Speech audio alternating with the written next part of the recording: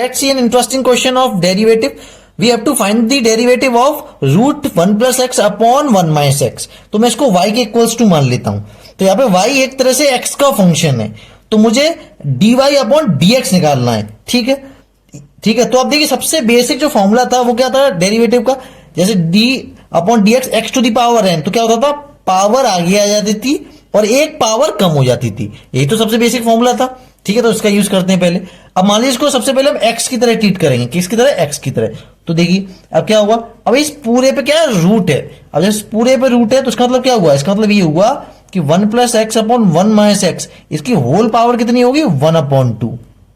ठीक है, अब इस फॉर्मूले का यूज करेंगे तो क्या हुआ, पावर आगे आ जाएगी और क्या हुआ, और जो ऊपर वाली पावर है उसमें क्या हो जाएगा, 1/2 माइनस 1 कम हो जाएगी, यानी माइनस का हाफ पावर हो जाएगी. लेकिन ये यही खत्म नहीं हुआ. चेन रूल से ये केवल x नहीं था, केवल x होता तो यही खत्म हो जाता, लेकिन ये x नहीं है. 1 plus x upon 1 minus x कुछ और बड़ी वैल्यू है. तो चेन रूल से क्या हुआ, चेन रूल से जो अंदर का जो भी बचा हुआ पार्ट है उसका डेरिवेटिव चेन रूल से अलग होगा. ठीक है, अब देखिए, अब एक मान लीजिए अगर आपने इसको u माना और इसको v माना तो फॉर्मूला क्या हुआ था, आपको शायद पता होगा, d over d x u upon v. तो क्या फॉर्मूला होता था, इसका होता था v du over d x minus u dv over d x upon v square. ठीक है, ये फॉर्मूला होता था. तो इस फॉर्मूला को जब मैं इसमें यूज करूंगा तो क्या आएगा, देखिए ये 1/2 एज इट इज रहेगा. आगे अंदर क्या बचेगा, 1 upon x, 1 plus x upon 1 minus x.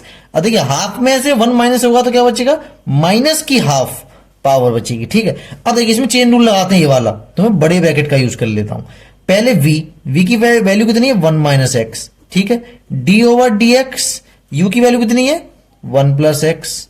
ठीक है, माइनस u की वैल्यू कितनी है, 1 प्लस एक्स, और d over d x v की वैल्यू कितनी है, 1 माइनस एक्स. ठीक है, अपॉन 1 माइनस एक्स का होल स्क्वायर, v का होल स्क्वायर. ठीक है, ठीक है, सिंपल है इतना.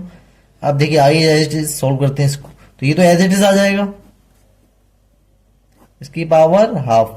अब देखिए, अब देखिए डी ओवर डी एक्स इस वैल्यू के अंदर घुसेगा तो D over d x of 1 एक कांस्टेंट वैल्यू है, तो इसका डेरिवेटिव कितना हो जाएगा, 0 प्लस क्या बचेगा, D x upon d x, इसकी वैल्यू कितनी होगी, 1.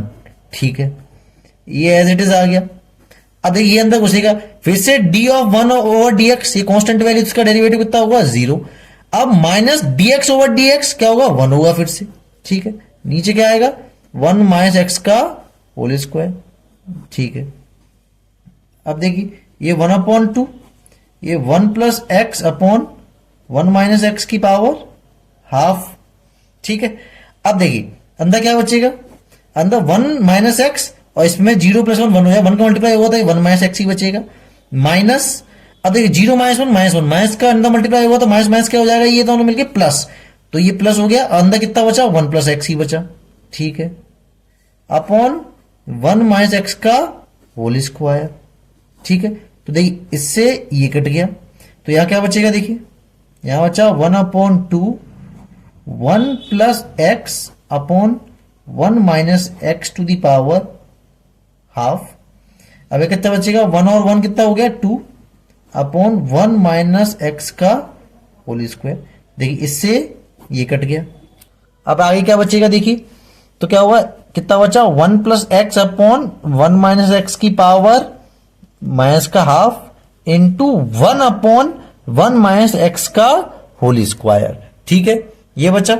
अब देखिए ध्यान से, अब ये पावर में दोनों में अलग अलग सेपरेट कर सकता हूं तो कर देता हूं. 1 प्लस एक्स में हाफ पावर अलग कर देता हूं और 1 माइनस एक्स में माइनस की हाफ पावर अलग कर देता हूं, इनटू इसको एज इट इज लिख देता हूं.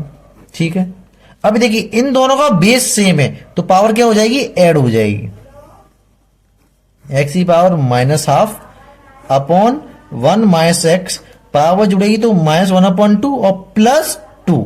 तो देखिए जब यहां पे मैं इसका एलसीएम लूंगा तो देखिए 1 हो जाएगा, तो 2 2 जा 4, तो कितना बचेगा, 4 माइनस 1 3, तो 1 प्लस एक्स, ये तो एज इट इज आ जाएगा.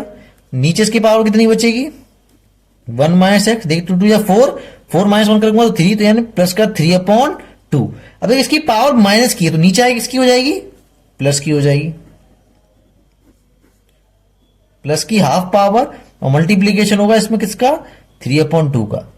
ठीक है, वैसे तो यही एक आंसर हो सकता है, और आगे भी सॉल्व करना चाहते, सिंप्लीफाई करना चाहते हैं तो देखिए रूट वरना हाफ पावर का मतलब क्या होता है, रूट।